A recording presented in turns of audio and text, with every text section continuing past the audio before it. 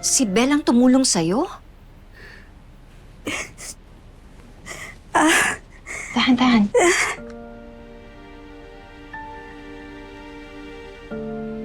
Oo. Hindi niya naman ako kailangan tulungan, pero pwede niya rin naman ako deadmine. Pero hindi niya ginawa yun sa akin. Nakulong ako dun sa building na yun dahil kila Addison. Sila yung may kagagawan nito. Nakita ako sa loob ni Belle ng building. Pero hindi niya ako iniwan. Nung nakulong kami doon, sinamahan niya ako. Naghanap siya ng way para makalabas ako. Para madala ako sa ospital. Utang na loob ko kung bakit safe ako ngayon kay Belle. Upo ka muna, Belle. Okay? Kalma ka lang, ha? See what happened, Belle? Sa kakadikit at kakapabida mo dyan sa Rosel na yan, ikaw pa ngayon nagmukhang masama. Ikaw pa ngayon napagbibintangan. Pero, Mommy, I understand her. Sobrang worried lang po talaga siya kay Tali. The same way kung paano kayo nagalit sa kanila nung may nangyari sa akin. Ana, tubig naman, oh. Don't you ever compare. Dahil magkaiba yung sitwasyon.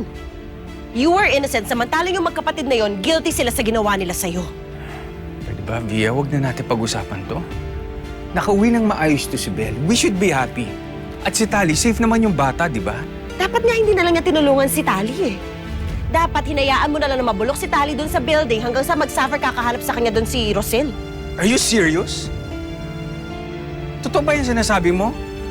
At tinuturuan pa mo ng masamang asal ito si Belle? You are unbelievable. Hindi ko ina-expect na ang makakagawa nun at makakapagparamdam sa akin nun ay yung taong laging kinagawan ko ng masama.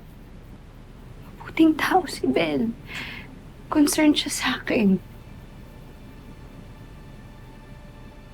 Pero ikaw, lagi na lang si Tyrone yung iniisip mo. Anak, alam mo naman kung anong pinagdaanan ng kapatid mo, diba? Pero alam mo ba yung pinagdadaanan ko? Anak, pasensya na. Tama na. Magpapahinga na ako.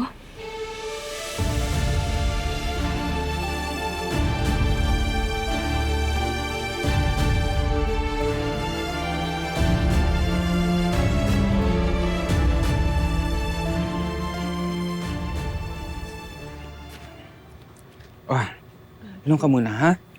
So ako pa yung unbelievable ngayon? Eh, ikaw nga itong panay-consente dyan sa anak mo. Teka nga, pareho na ba kayong alagad ng Rosel na yun? Ha? Mommy, please, huwag na po natin tong palakihin. Okay? Kung ano man yung ginawa ko, kagustuhan ko yun at walang masama doon. Yung masama ay yung mag-wish ng hindi maganda sa ibang tao. Aba, at sumasagot ka pa talaga? So anong gusto mong palabasin? Na masama akong tao? The nerve na pagsabihan mo ko ng ganyan.